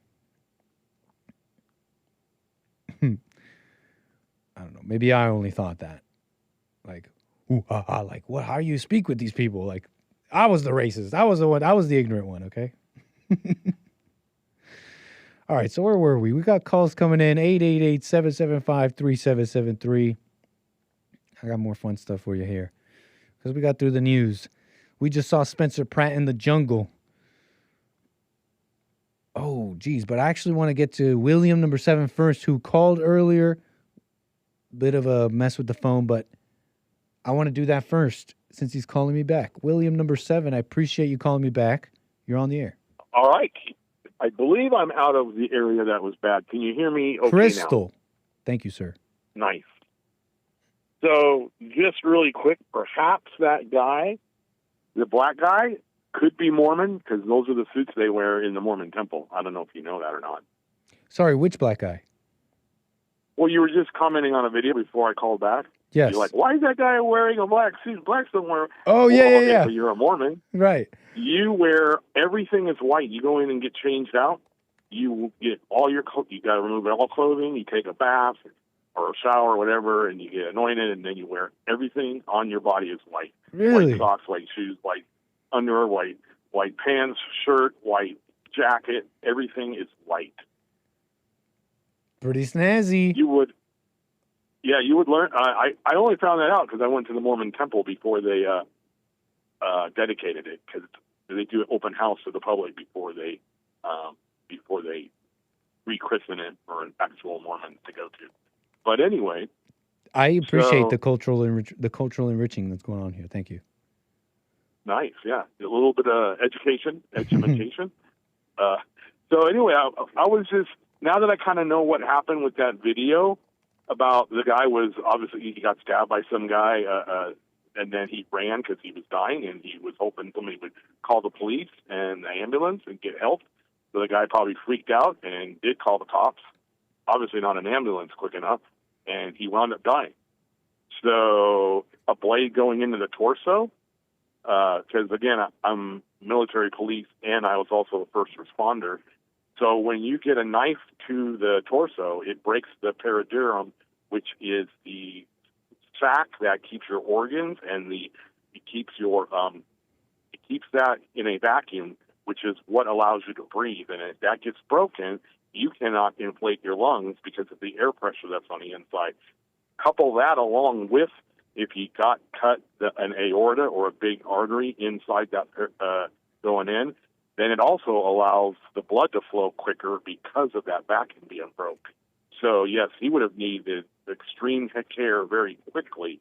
And if it didn't happen, even if they got in there and repaired everything, by the time they prep, he'd probably bleed out unless they got him hooked up to blood. But his airway would be compromised as well. So without blood and air, you're dead pretty quick. So yeah, the medical examiners were saying something similar, that even with immediate medical attention, the wounds were not survivable. I didn't know some of these things. I think you're adding to it, and it seems like it may possibly be true. I did add to it, and it was correct. What I mean by add to it, I mean like you're helping me see how it's possibly quite true. Oh, absolutely. Again, I've had training. I was a first responder, and I was even an instructor as well. That's called a pneumothorax, right? Say that again? When you pierce that cavity you're talking about, and your lung is unable to inflate it, it's called a pneumothorax, I think, right? Oh, well, that terming, you're saying a term I'm familiar with. All I know is that the only reason why you're able to inflate your lungs is because inside where your lungs are at is a vacuum. Exactly. And so that's what allows your diaphragm to cause your lungs to inflate and deflate. And so once that's broken, you cannot expand your lungs. And that's why you use an occlusive dressing, which we get taught in combat training. And that's where you put the credit card around the knife wound. You take three parts around and but leave one open. So when you start to inhale, it pushes the air out. But when you go to exhale, then it can't get back in because that occlusive dressing. Creating like a seal, essentially, little, again. It is a field dressing. It is crude, but it will save your life. Again, if you cut an artery, though, in there inside your torso, well, once you get the vacuum back, then you do have a little more time because the vacuum will keep the blood from going so quickly. But yeah. So anyway, as far as those cops are concerned, I think they did. I mean, they show up. The guy whose door they came to, you know, this guy is on the ground, he's bleeding, he's gasping. Then this guy shows up saying he's the victim, and he's able to talk very well, because you can't talk very good either when you're, if you can't breathe, you're not going to talk very well either. Mm-hmm. So the guy might have thought he was drunk or something, and of course, it's a natural thing to think. But it's an unfortunate circumstance, and the fact that the Muslims do stab you, they do pierce you, and if they have training and they know where to stab you, you could be a goner pretty quick. So that is true. And I think that's a crime here in America. I don't think it's okay to carry a knife and stab people, right? It's terrible. I mean, that is, even if he was, which according to the reports of the videos they played in the court, apparently the only interaction that Henry had with the Sikh man was like calling him a bad man. And they didn't know each other before, but he's just like walking down the street, a little bit drunk maybe, because they say he was out, although not over the drink drive limit. And he was filming, just walking down the street filming, and he says, look at the bad man he's walking around with a knife and a turban. He took it as racial abuse, etc. Even if he was saying, look at this Sikh turban piece of crap, look at this, I hate him for his race. In fact, I hate him because of his race. Yeah. Imagine if he said all that. It doesn't justify this. That's bad. It's terrible. I mean, you shouldn't be provoking people, and you need to be careful, because you don't know if you're going to mess with someone who's got a screw loose or two. And that, that actually happened in my very small hometown that I grew up in Northern California. It was during a quinceañera. It was a 16-year-old's birthday, and he got stabbed. I guess somebody decided to stab him in the torso, and he did die. And he was a good athlete. He was a star wrestler, and it kind of rocked my small town. And it was not good, and it was at a public event. They had rented the Veterans Memorial Hall on Main Street, and it happened there in the middle of the day. Some Mexican kids got their ego, and so the kid might have said something, and he got stabbed, and that's what happened, and he died. That's horrific, man. It does happen. Yeah. Well, Jesse's right, man. You got to be present, be aware of what you're doing and what you're saying and why you're saying it. And if you don't know the person you start talking to, you need to be careful. This wasn't a wise thing to do. Yeah. But, hey. Anyway, that's all I got. That's my perspective. Willie, man, I appreciate your commentary, sir. Can you call me again? If the Lord wills, sir. Absolutely.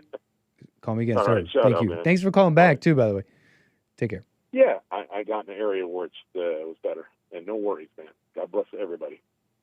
888-775-3773. Yeah.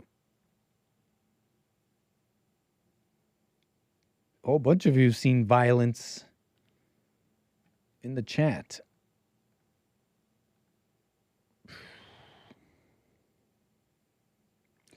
What do we do now? I mean, we got a few minutes here. I think now it's time to present to you America's entrepreneurs, America's new entrepreneurs. And this is just silly. It's a little bit silly, okay? But I noticed I've been sitting on this. I've been sitting on this for a bit, knowing that we'll have some yucks over it. We'll have plenty of yucks together over it. But it seems to have broken containment. It's not merely in my own little social media world and the stuff I'm plugged into. It's broken containment. It's going everywhere now. And it has to do a little bit with some creative entrepreneurship. Is that how you say that?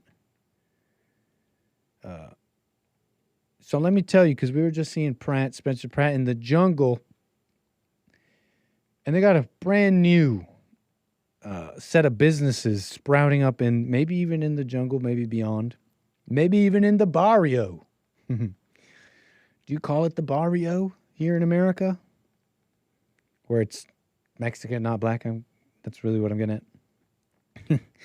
There's like this I noticed it totally broke containment. It's out of my social media, and I'm going into stores, and I'm seeing these products. I'm seeing them in the stores. And it's not like a necessarily something I'm even unfamiliar with. They look like things I've seen before. Gushers. You're familiar with fruit gushers. You're familiar with airheads, gummy worms. You're familiar with all sorts of candies. The great candies of our society, the great candies of our civilization. You're familiar with them. Unmistakable. Reese's Pieces. I don't know. Gummy worms. Gummy sharks. Gummy bears. Fruit gushers. I already said that one. Nerds. Etc. Gummy and all the different gummy shapes. Okay, our civilization's great candies. You're familiar with them. They're already created. They're made in they're made in our great American our great American religious cloisters. The religious cloisters of America that produces our civilization's great candies. I'm trying to give a religious term to the factories that produce the candies. You know their shape. You know that they weren't made at home. They weren't made by your friend. No, you don't have the techniques for that. You don't have the great, the hidden and secret techniques of the creations of our great civilization, the great creations by our civilization, right? Nerds rope. You guys know what I'm talking about. So there's some very entrepreneurial people in our society who basically are taking these things and remixing them. And you get a mixed bag. You honestly get a mixed bag.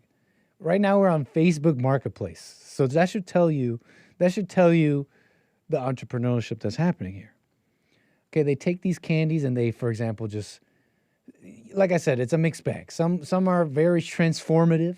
Some are quite transformative in their creations, and they lacquer them in all sorts of candies and homemade mixes and flavorings.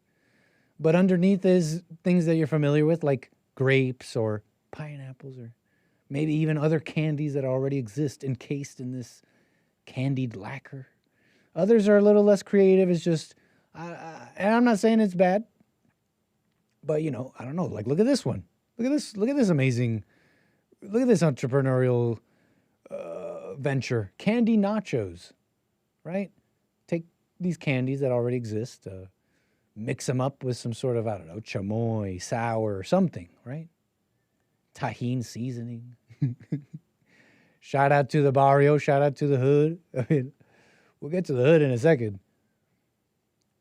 I'm seeing them show up in like 7-Elevens and stuff at like stores, at like Target. You know, they've broken beyond Facebook Market. Look at this. So this is a perfect example. Look at this one. Spicy candy, just nondescript spicy candy. You look closer, it's like, I mean, they look like Skittles. They look like Skittles and Gushers. I'm very familiar with those. Let me just grab a pack of these and just, you know, mix it up with some new flavors, put it in a new package. It's new. It's a new product. And like I said, there's varying levels of transformation. Some I respect more, maybe even. I don't know. Who cares? It's not even that big of a... Anyways, it's broken containment. Have you seen the pineapple spears, folks? I was sitting on this morning. I was just sitting on this. I'm like, we'll make some memes out of this morning. This is, some of you are saying this is EBT money laundering. Where was I? This morning, I'm seeing the pineapple spears. I'm seeing Asmongold. I'm seeing the mainstream people. They're yucking about it. Like, oh, when did this break containment? And also, this adds to the theory, to the enduring theory that all the things that I am interested in become eventually viral and big. You know, like, for example, funk. That was because of me. Okay, remember I was memeing about funk and all that before. That was me.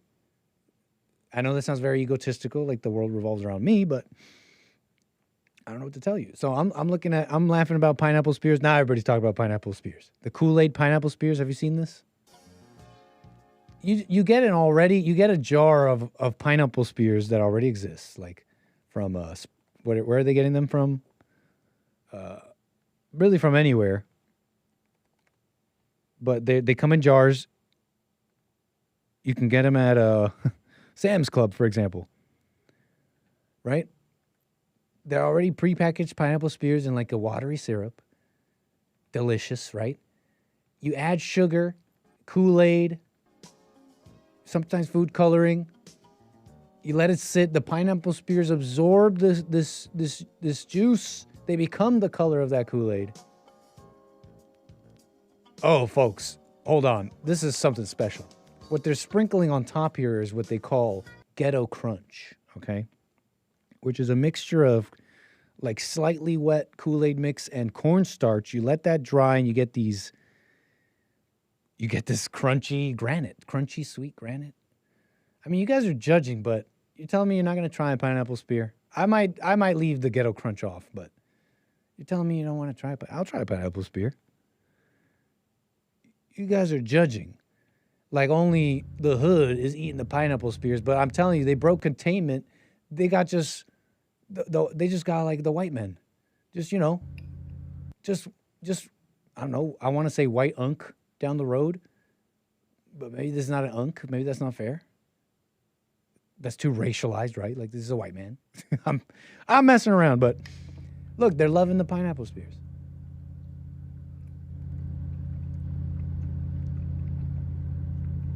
You like it? Nice, thank you.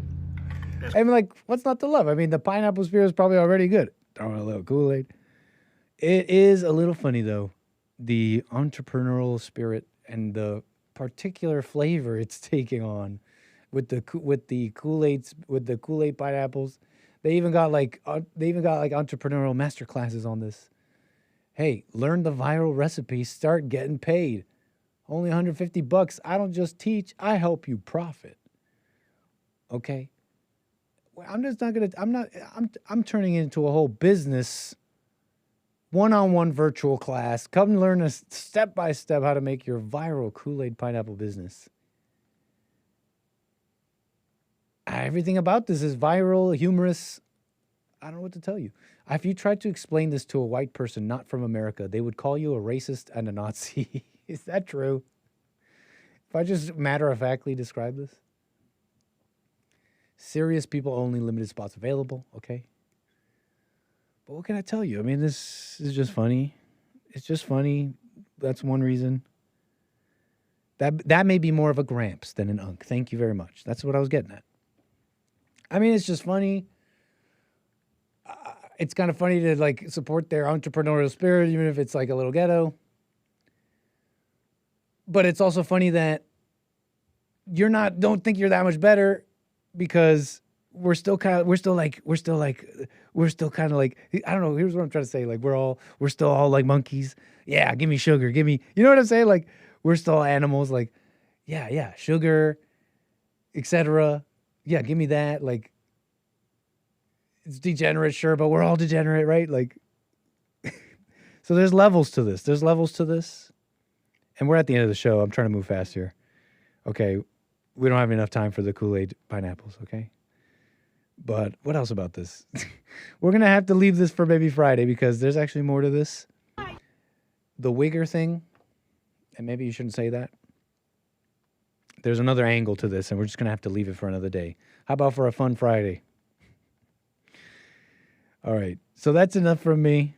Thanks for being with me today.